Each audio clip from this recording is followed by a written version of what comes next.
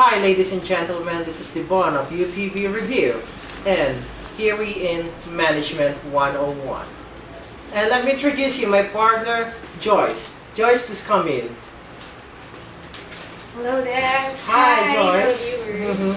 So we're here to discuss the most important factor in a company, which we call the heart of the company, which is the motivation to its subordinates, to its employees. And being as a manager, we should know how to handle and how to motivate these people.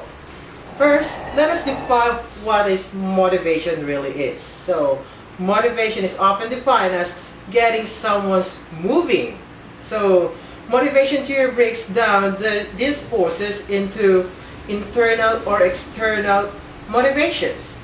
If you're a leader role, or if you're in a leadership role, manager, top manager, or regardless whatever your position is, then it's important to understand how employees are motivated and what you can do as a leader, not just a boss again, to keep them motivated to work with you. So when we motivate ourselves, someone else, we are developing those incentives or conditions that we believe will help them move on or to a person to a desired behavior. Whether it's through intrinsic behavior or extrinsic behavior, most individuals move by their beliefs, values, personal interests, and even peer. What can you say about it, Ms. Fletcher? Or should I call it Joyce instead again? I think it's Joyce na lang. Okay. Well, for me, one of the more difficult challenges for a leader is to learn how to effectively motivate. Well, it's not only for the leaders, for all the bosses, managers, top managers. One of the more difficult challenges they have encountered is how to effectively motivate their subordinates, right? And one of the reasons is for them it's so difficult because motivation can be personal.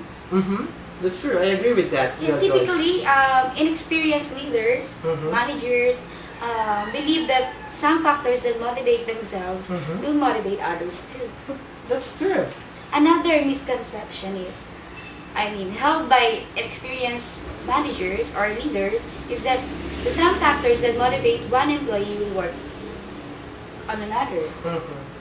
In fact, nothing could be further from the truth. As we will learn later on, one size does not fit at all when it comes to motivation.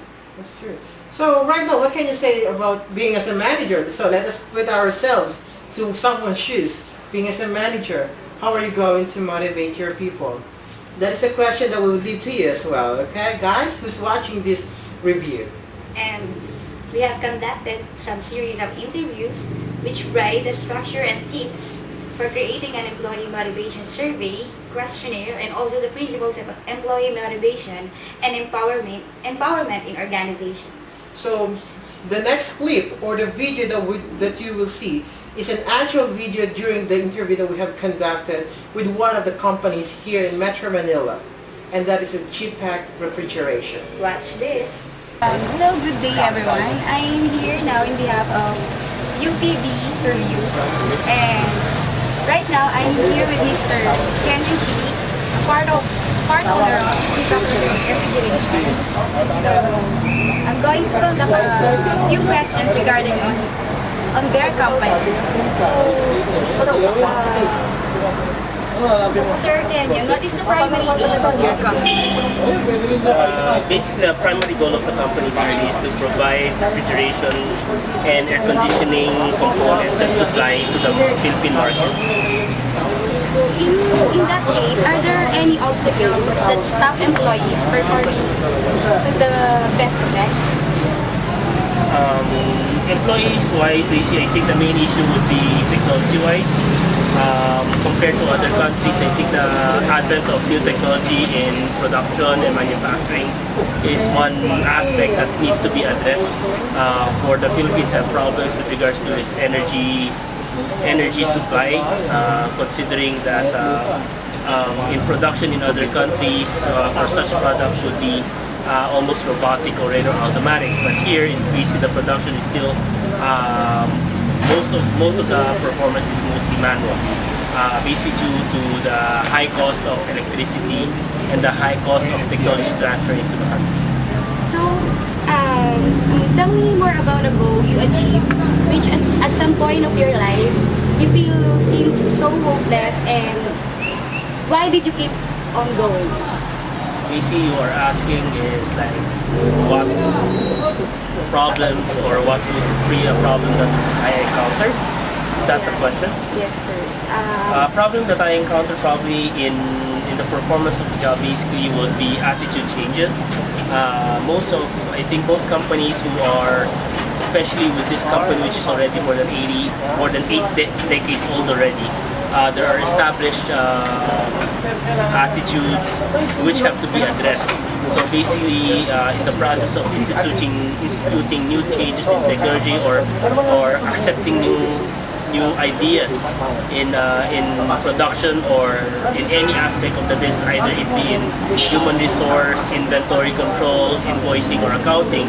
I think the main issue that you have to address is people's attitude to change. That is the main issue. In most cases, and I think a lot of relevant managers would understand that change is a very, very hard issue in basically trying to get people to accept the new trend or accept the new idea. I think most employees feel any change will be bringing about either cutting of jobs or losing of jobs in that vernacular, or basically loss of efficiency for management. And I think this is one issue that most people have to be addressed. So, in that case, syempre sir, papasok na dyan yung motivation, right? So, Well, you motivate people basically on understanding them first. Basically, if you understand people first, then you know how to motivate them. I mean, Sigmund Freud, basically, they already told you that there are different levels of what's the term that he used? Different levels of necessity. And I think especially here, depending on what type of the workforce, some workforce, for example, in call centers which are already educated, their base for necessities is higher compared, for example, to labor-intensive factories wherein the necessity are more primal or more basic, which is basically food, transportation, living allowance. Basically, those are the necessities.